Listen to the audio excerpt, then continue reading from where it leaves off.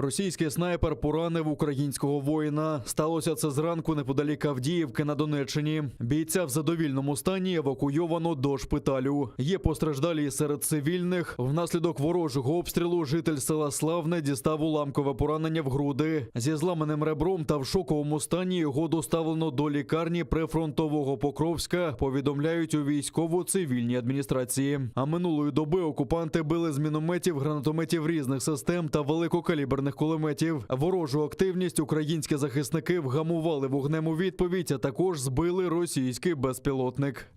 У напрямку наших позицій біля селища Березово був помічений ворожий безпілотний літальний апарат типу «Мавік» з перетином лінії розмежування.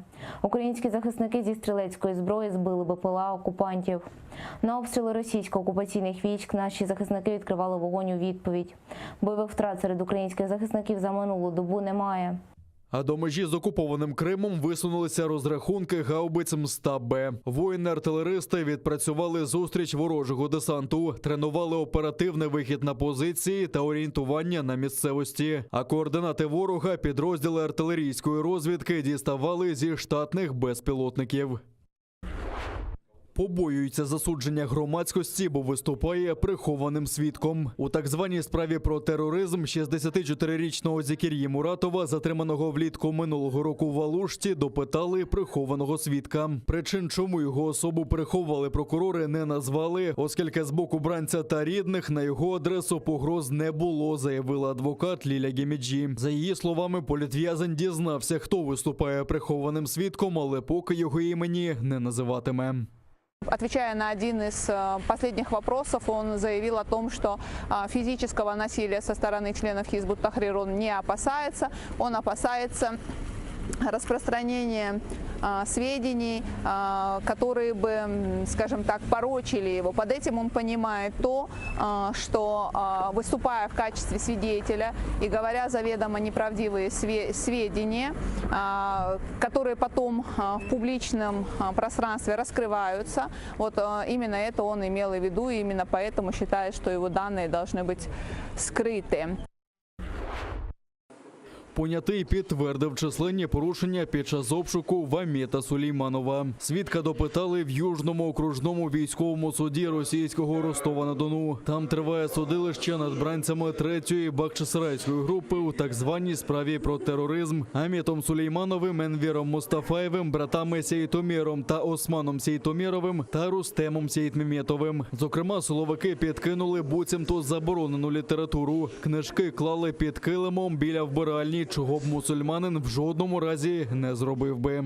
С самого начала возбуждения уголовного дела обращали внимание следователя о том, в первую очередь обратили его внимание на то, что мусульмане не хранят свою религиозную литературу, какая бы она ни была, в местах нечистот, в том числе возле туалета.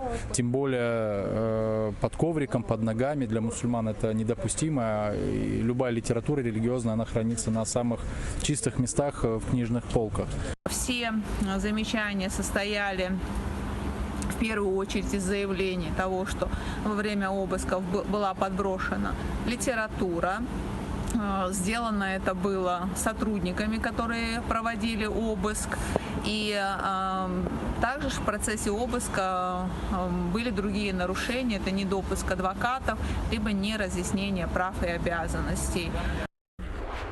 Пошуки зниклих безвісти як ходіння по колу. Активісти Кримсос ходили колом біля стін російського посольства в Києві з іменами безслідно зниклих в Криму українців та кримських татар. Таких за час окупації 44 людини. 23 з них були викрадені і згодом знайдені живими, 6 – мертвими. Але про долю 15 зниклих досі нічого не відомо. Серед них і член Всесвітнього конгресу кримських татар Ервін Ібрагімов. Він був викрадений людьми у формі окупаційного ДПС поблизу свого дому в Бахчисараї пізно ввечері 24 травня 2016 року. Окупація Криму – це не тільки порушення суверенітету України, це не тільки політичні в'язні, але це і велика кількість інших порушень прав людини, в тому числі викрадення, через які страждають не тільки безпосередньо жертви, але й їхні близькі, котрі кожен день чекають на повернення, хвилюються про своїх рідних, не маючи жодної інформації про них. Плюс майже 3400 хворих на ковід. Стільки нових позитивних тестів минулої доби підтвердили в лабораторіях України. За даними Центру громадського здоров'я, зокрема 26 травня захворіли 73 медпрацівники та 154 дітей. Столиця України утримує стабільно першість в негативному рейтингу. За добу 385 киян злягли із китайською хворобою. Серед регіонів в трійці найнебезпечніших – Харківська, Дніпропетровська, Запорізька області. За добу в лікарні доправили 1778 громадян. Не подолали китайський вірус – 208 українців. В окупованому Криму минулої доби перелік хворих поповнився ще 93 кримчанами. 60 з них із ускладненнями змушені були відправитись на лікарняні ліжка. 5 мешканців окупованого Кримського півострова, на жаль, не побороли недугу. Одужали 103 кримчан, звітує окупаційна влада. Більше мільярда доз вакцин від COVID-19 отримає Євросоюз до жовтня. Це дозволить до кінця липня прищепити від коронавірусу 70% дорослого населення ЄС. На цьому тижні в країни Європейського Союзу надійде понад 300 мільйонів доз вакцин, а в червні більше 400 мільйонів. Поставки ще 450 мільйонів доз препарату очікують до кінця року. На вакцини витратять 1,5 мільярда євро. Якщо ми продовжимо в тому ж темпі, то зможемо безпечно знову відкрити наші спільноти. Тому зараз нам треба домогтися того, щоб прогрес не зупинявся. Європейське агентство лікарських засобів також вивчає питання про те, чи потрібно робити щеплення від коронавірусу дітям 12-15 років. Очільниця Єврокомісії Урсула фон дер Ляєн заявила, що в ЄС до 1 червня повністю готова система для видачі цифрових сертифікатів про вакцинацію. Європейське агентство лікарських засобів затвердило препарати BioNTech Pfizer, Moderna, AstraZeneca і Johnson & Johnson. Також громадяни ЄС можуть щепитися китайською вакциною Sinopharm, схваленою ВООЗ. З середини червня, коли постанова набере чинності, країни ЄС зможуть підключитися до системи в режимі реального часу.